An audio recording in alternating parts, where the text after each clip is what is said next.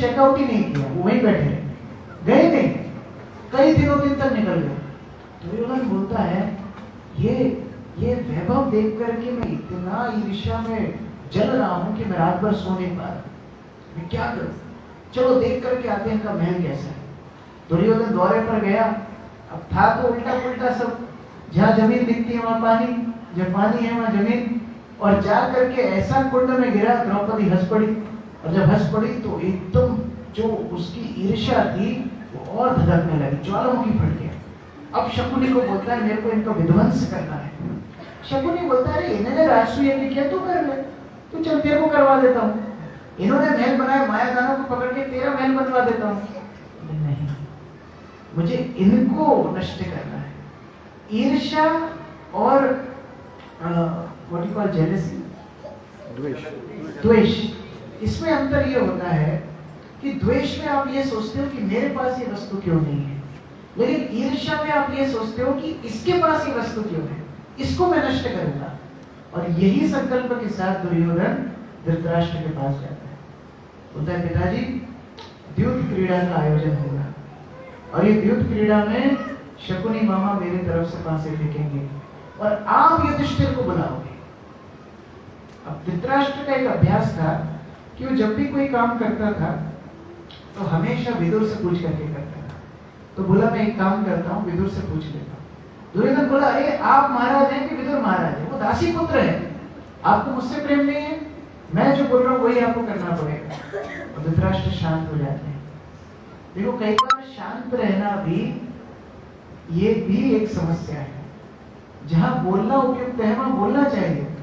धृतराष्ट्र शांत रह गया, विदुर को पता पड़ा, विदुर आकर के बोलते हैं कि ये अनर्थ मत कीजिए, और धृतराष्ट्र उल्टा विदुर को ही समझाने लगते हैं कि नहीं ये तो खेल होगा, ये तो सामान्य खेल में ये लोग खेलेंगे, परिवार के बीच की बात है, और देखो भीष्म भी तो रहेंगे, वह द्रोण भी तो रहेंगे, कृपाचार्य भी तो रहेंगे, मैं भी तो रहूंगा, कोई गड़बड़ नहीं होने देंगे हम लोग, आने दो।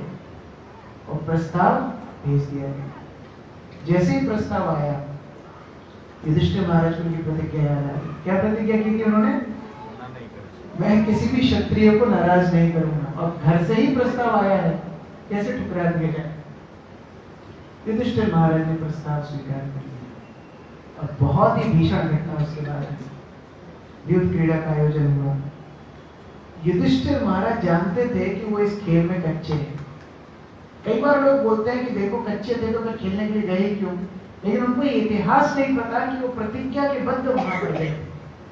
गलती युधिष्ठिर महाराज से हुई, जिस तरह से उन्होंने दांव लगाए वो गलतियां उनसे हुई। समुद्र मंथन के समय निकले हुए कुछ मोती युधिष्ठिर महाराज के पास थे, सर्वप्रथम उसको उन्होंने दांव पे लगाया, हार गए। फिर सारी संपत्ति दांव पे लगा दी, हार गए। 1 लाख दासियां दांव पे लगाई, हार गए। 10,000 दास अनुचर दूत दांव पर लगाए, हार गए। इंद्रप्रस्थ हार गए, सब कुछ हार गए। अब एक एक भाई को दांव पे लगा दिया, सहदेव को दांव पे लगा दिया, नकुल को दांव पे लगा दिया, भीम को, अर्जुन को, खुद को। और जब सब दांव पे लग गए, निराश होकर के युधिष्ठिर महाराज बैठे। विदुर बार बार बोलता रहा इसको रोको, ये क्या चल रहा है। धृतराष्ट्र शांत है। मौनम सम्मति लक्षणम। जितना पाप दुर्योधन ने किया है धृतराष्ट्र कम नहीं है, क्योंकि वो पुत्र मोह में शांत बैठा था, और उसकी सम्मति के कारण ये सारे को गर्म हो गए। अब शकुनी बोलता है कि देखो अभी भी इसके पास एक चीज है, ये दांव लगा सकता है। क्या है?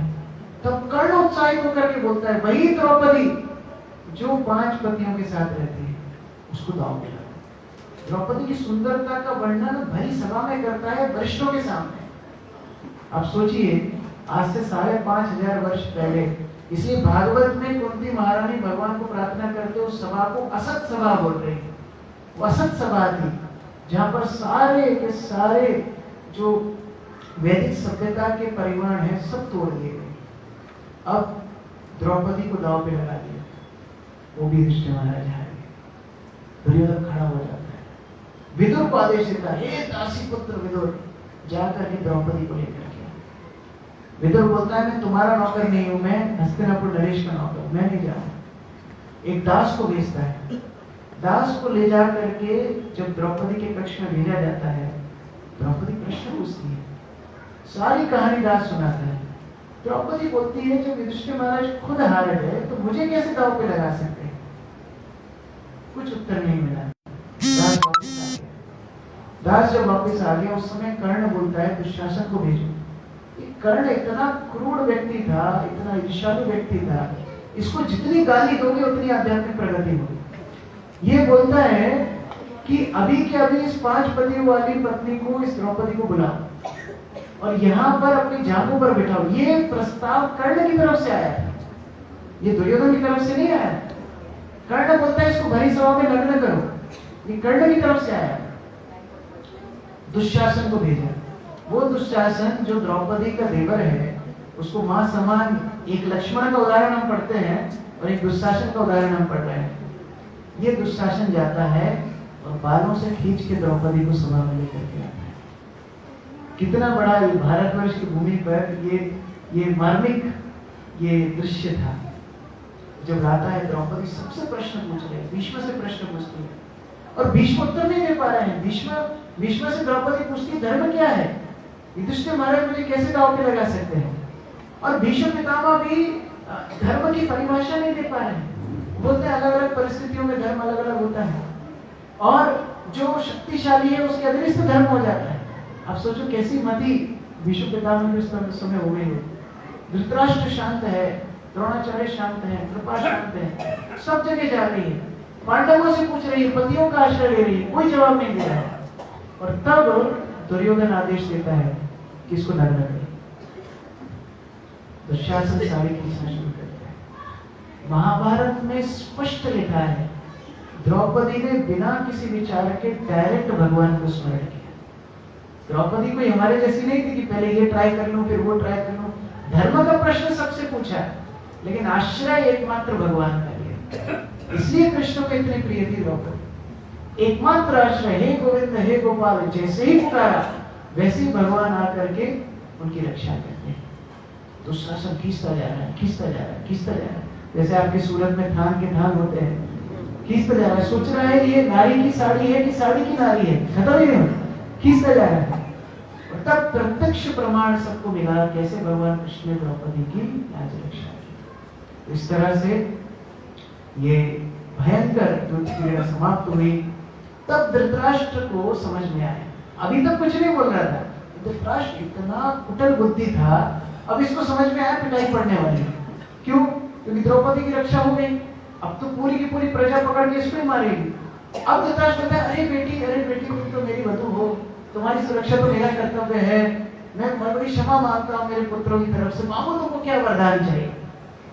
तब द्रौपदी हंसने लगी, अच्छा वरदान दोगे, ठीक है, युधिष्ठिर महाराज को दासत्व से मुक्त करो। ठीक है, दिया। दूसरा वरदान मांगो, जिस तरह युधिष्ठिर महाराज को दासत्व से मुक्त किया है उसी तरह बाकी चारों को भी, नकुल, सहदेव, भीम और अर्जुन को भी दासत्व से मुक्त करो। ठीक है, दे दिया। आगे द्रौपदी बोलती है कि आगे धृतराष्ट्र बोलते हैं कि मांगो और मैं तुम्हें देना चाहता हूं।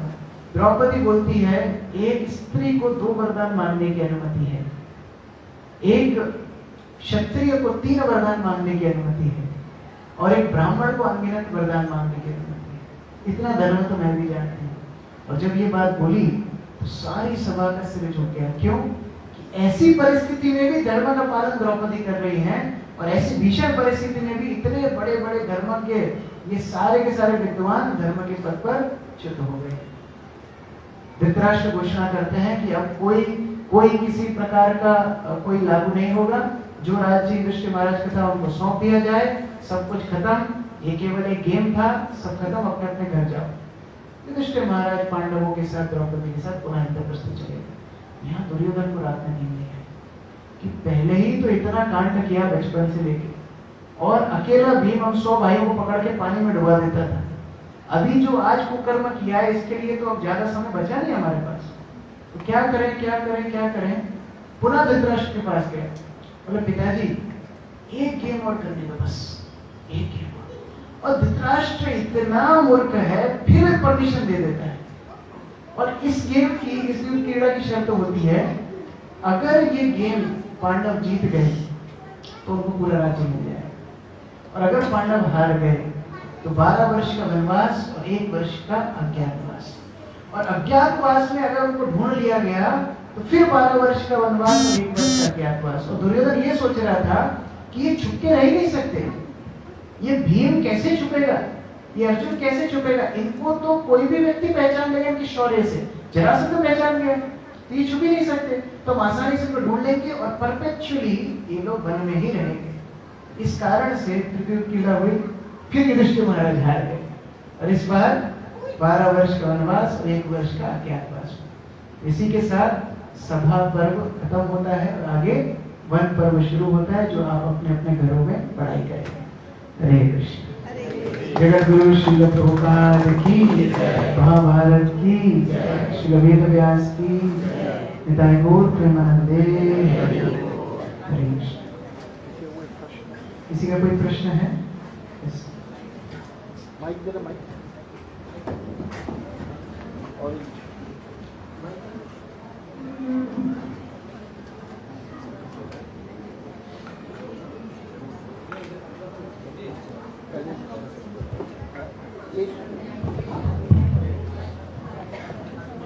हरे Krishna Prabhu ji, thank you so much, आपने इतनी वंडरफुल क्लास दी आज की में।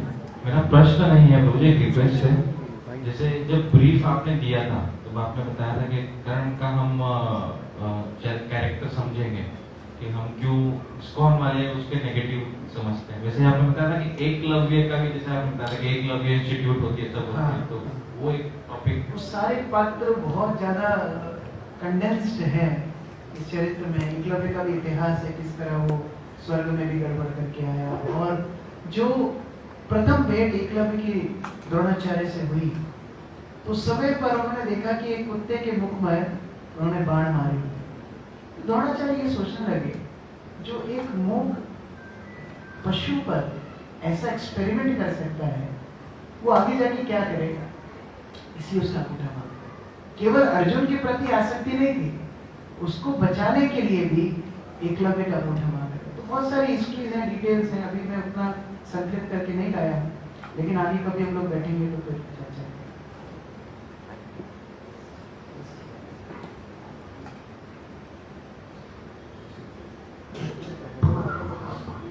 हरे कृष्ण।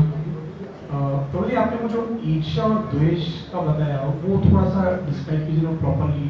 देखिए, इंग्लिश में हम बोलते हैं जेलसी और एनवी। जेलसी में क्या होता है, मान लो किसी के पास बहुत समृद्धि है तो हम ये सोच रहे मेरे पास क्यों नहीं है, मेरे पास भी होना चाहिए, मेरे पास भी होना चाहिए, तो ये ग्रेड 1 है। अब इससे और इंटेंस हो जाता है, अब मैं उसको खत्म करके बताऊं, ये एनवी होती है, ये ईर्ष्या होती है। तो अगर दूसरे के पास है आपके पास भी हो गई तो आपकी संतुष्टि हो जाएगी ना। तो ये कम लेवल की एनवी है, ये कम लेवल की ईर्ष्या है। लेकिन प्रगाढ़ ईर्ष्या क्या होती है, मेरे पास होना हो उसके पास नहीं होना चाहिए, वो मैं मिटा दूंगा। तो ये प्रगाढ़ ईर्ष्या होती है, इसको मात्सर्य बोलते हैं। तो जो हमारे जो 6 अवगुण जो बताते हैं, काम, क्रोध, लोभ, मोह, तो उसमें ये दोनों आते हैं। उसमें ईर्ष्या आती है। देखो 2000 के नोट में 500 तो है ही ना, तो ईर्ष्या के अंदर तो द्वेष है ही, लेकिन द्वेष के अंदर ईर्ष्या नहीं। ईर्ष्या बहुत प्रगाढ़ द्वेष है।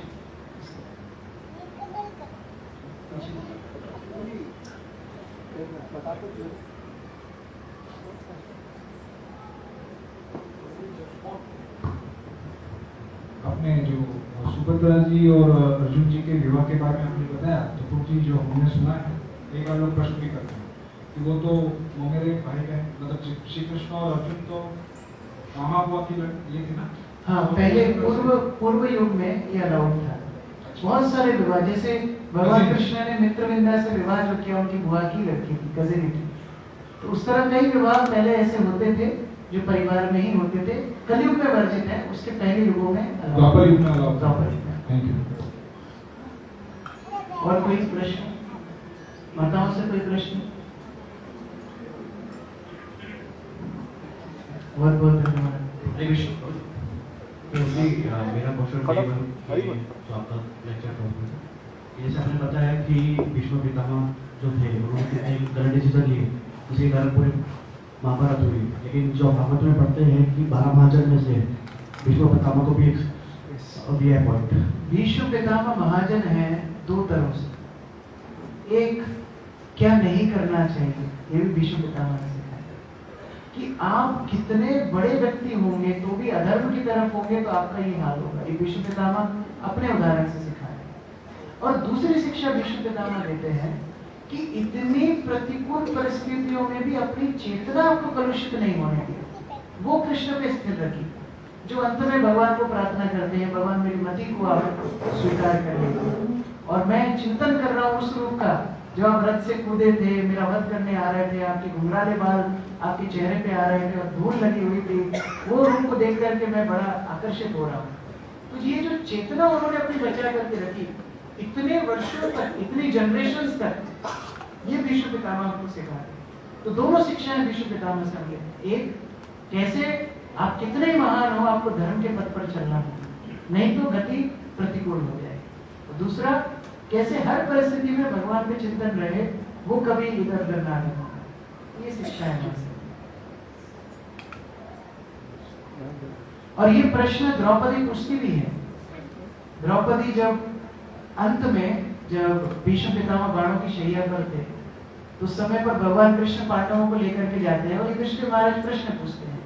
तो भीष्म पितामह काफी ज्ञान की बातें अर्जुन युधिष्ठिर को बताते हैं, राज संबंधी और बाकी युद्ध संबंधी बहुत सारी शिक्षाएं, धर्म संबंधी, वर्णाश्रम संबंधी। तो द्रौपदी हंसने लगी। तो भीष्म पितामह बोलते हैं, द्रौपदी आप क्यों हंस रही हो? द्रौपदी, ज्ञान तब कहाँ गया था जब मेरा चीरहरण हो रहा था, तब कहाँ गया था? तो भीष्म पितामह बोलते हैं कि देखो, विषय का जब हम अन्न खाते हैं तो कलुषित मन हो जाता है। मैं उस समय दुर्योधन का अन्न खा रहा था, धृतराष्ट्र का अन्न खा रहा था, इसलिए मेरी चेतना कलुषित हो गई। और अभी अर्जुन के बाणों ने वो पूरा का पूरा रक्त के रूप में वो सब निकाल दिया है, अब मेरा चरित्र पवित्र हो गया है। ये भी भीष्म पितामह बात करता है। और कोई? हरे कृष्ण प्रभु जी। प्रभु जी, आपने कल बताया था, आकाशवाणी, प्रभु जी आपने कल बताया था कि करण को शिक्षा इसलिए नहीं दी द्रोणाचार्य ने कि उन्होंने वो मतलब एस्टिमेट कर दिया था कि he is not a right candidate for शिक्षा। तो प्रभु जी, द्रोणाचार्य ने दुर्योधन और दुशासन को कैसे शिक्षा दी पहली बार, और बलराम जी को मतलब अल्टीमेट गुरु है। उनके अंदर भी दुर्योधन और दुशासन के क्षत्रिय गुण तो फिर भी थे। कर्ण एकदम ही शुद्ध प्रवृत्ति का था। जैसे जब अश्वत्थामा ने 5 पुत्रों को द्रौपदी के वध कर दिया था, और जब वो मस्तक उठा करके लेकर के आया था, तो दुर्योधन, जिसकी जांघें टूटी हुई है, पड़ा हुआ है, वो बोलता है कि तुमने बहुत अच्छा काम किया, लाओ भीम का सिर मुझे दो, मैं उसको मसकना चाहता हूँ, उसको मैं चपेट पूरा खत्म करना चाहता हूँ। तो भीम के जैसा दिखने वाला सिर उठा करके जब उसके हाथ में दिया, और जब दुर्योधन ने उसको दोनों तरफ से फोर्स किया, तो वो बिल्कुल एक तो पापड़ जैसा बन गया। दुर्योधन बोलता है ये भीम का सिर नहीं है, क्योंकि मेरी क्षमता ही नहीं है भीम के सिर को इस तरह करने की, मतलब तुम किसी और का वध करके आए। और तब जब ठीक से देखा तो पता पड़ा द्रौपदी के 5 पुत्र थे। तो दुर्योधन खुद विलाप करने लगा कि तुमने क्या किया, सोते हुए बच्चों को मार दिया, ये क्षत्रिय का गुण है। तो कुछ गुण इनके अंदर क्षत्रिय के थे, यद्यपि धर्म विरुद्ध थे, लेकिन क्षत्रिय गुण तो थे, इसलिए हमको शिक्षा दी। आपको प्रश्न ये पूछना चाहिए था कि अश्वत्थामा को क्यों दिए? वो द्रोणाचार्य की गलती थी, वो पुत्र मोह में दिए। जैसे धृतराष्ट्र ने पुत्र मोह में दुर्योधन का सपोर्ट किया, ऐसे अश्वत्थामा को दिया, और उसका रिजल्ट अपन देखते हैं। बाद में अश्वत्थामा ने उसको इस्तेमाल किया। दूसरा प्रश्न आपने पूछा कि दुर्योधन को क्यों सपोर्ट बलराम ने किया, तो ये एक एक्सेप्शन है। सिखाया था ना गदाई। हाँ, वो एक्सेप्शन इसलिए है, हमारे गुरु महाराज से एक प्रश्न किसी ने पूछा था। गुरु महाराज बोलते हैं, देखो बलराम जो है वो आदि गुरु है, और गुरु इस व्यक्ति की भी आशा होती है जिसको सबने छोड़ दिया उसका गुरु होता है। सबने दुर्योधन को छोड़ दिया तो भी बलराम उसके साथ खड़े थे। लास्ट तक कृष्ण से लड़ाई की कि तुमने देखो ये जान के नीचे गदा युद्ध करवा के उसको मारा, गलत किया। तो ये गुरु का प्रेम होता है, कितना ही शिष्य नालायक हो फिर भी गुरु उसको छोड़ते नहीं। तो ये संबंध होता है गुरु शिष्य।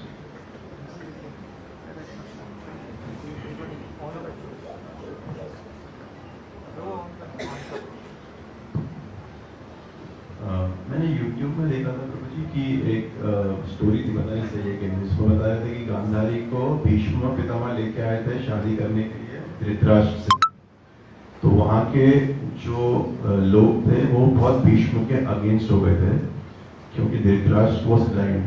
तो बोले अब इसकी जिंदगी एक तरह से खराब हो गई हमारे लड़की की। तो भीष्म ने उनसे बदला लेने के लिए उनको फीस्ट में इनवाइट किया था, फीस्ट के लिए, और उन सबको पूरे मतलब कुल को जेल में डाल दिया भीष्म ने, और वहीं उन लोग सब तड़प तड़प के मर गए। और मुझे मालूम नहीं सही, मैं आपसे पूछ रहा हूँ इसलिए कि मैं पहली बार सुन रहा हूँ। अच्छा, उसमें वो बता रहे थे कि हो सकता है, मैंने पढ़ा। शकुनी रह गया था और शकुनी का पैर उसके फादर ने तोड़ दिया था कि तू याद रखना हमारे साथ क्या हुआ है और तेरे को बदला लेना है। और ऐसे बहुत कुछ पता नहीं सही है कि नहीं, तो मैं आपको इतना पता है इसलिए मैंने पढ़ा नहीं। ओके। हरे कृष्ण। जैसे शांतनु महाराज ने सत्यवती से थोड़े आकर्षित हो गए थे, तो सत्यवती का जो पुनर्जन्म का उसकी कोई स्टोरी या कोई बैक स्टोरी है जिसमें मतलब उनको मतलब उनकी कुंडली के अनुसार उनको सीधा मतलब किसी राजा से इनका विवाह होने वाला था, ऐसा कोई इतिहास पढ़ने को नहीं। जब उनका जन्म हुआ था तब ज्योतिषी ने बोला था इनका ऐसा गुण है कि आगे जाके इनके पुत्र राजा बनेंगे, लेकिन पूर्व जन्म का वर्णन मैंने पढ़ा नहीं। और कोई पीछे?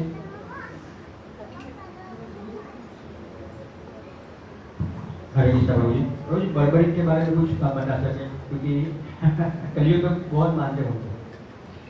कलयुग में एक समस्या है। दशम स्कंद में जब वृंदावन में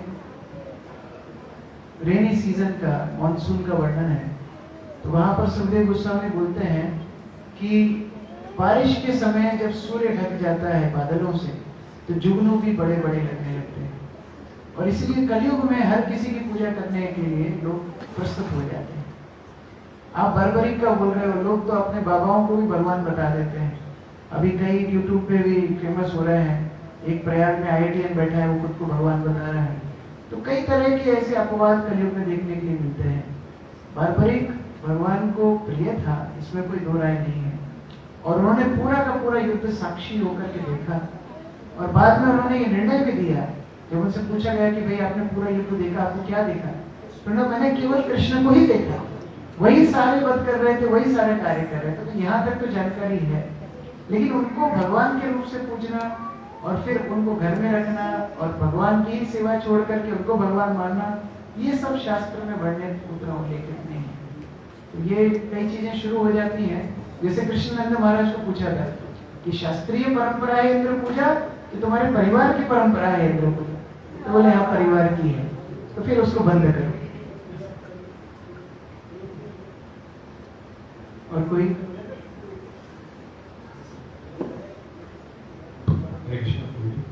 प्रभु, जैसे आपने स्टार्टिंग ही किया था कि इस सही और सही में द्वंद्व चल रहा है, तो द्वंद्व तो हमेशा रहता ही है, हम लोग देखते ही हैं। तो महाभारत आप कह रहे सोचने में मजबूर कर रही है, लेकिन हम सही तक डिसीजन हम कैसे सही ले पाएंगे? अर्जुन के उदाहरण से हम सीखते हैं। अर्जुन ने क्या किया?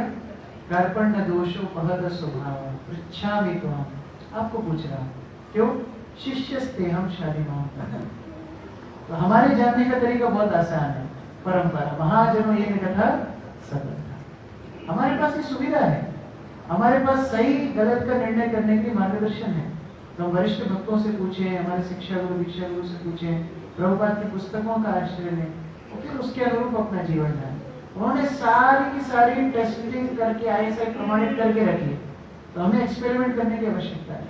हमारे दर्शन में चले, ये महाभारत में उल्लेखित है, महाजनों ये कथा सफल। अगर सेफ रहना है मार्गदर्शन में जीवन जीना। मान लो भीष्म पितामह के पास काउंसलर होते तो शायद गड़बड़ नहीं होती। तो ये सारी चीजें मार्गदर्शन में सॉल्व हो सकती। उन्होंने उनको स्वीकार नहीं किया। परशुराम। और कोई? हरी हरी, बहुत बहुत धन्यवाद। 3 दिन आप लोगों की संगति मिली, मैंने कुछ गलत बोला हो तो क्षमा कर देना। आप लोग ज्यादा महाभारत जानते हो, महाभारत करते भी हो, तो मेरा इतना अनुभव नहीं है, मैं थोड़ा थोड़ा ही सुना है, जो पढ़ा है मैंने आपके साथ चर्चा करने का प्रयास किया। हरे कृष्णा कृष्णा कृष्णा हरे हरे राम राम राम हरे।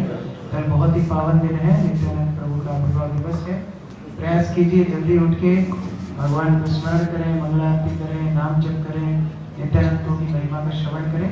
तो अभी जल्दी जल्दी प्रसाद लेके जल्दी जल्दी सो जाए। प्रभु जी की रिक्वेस्ट है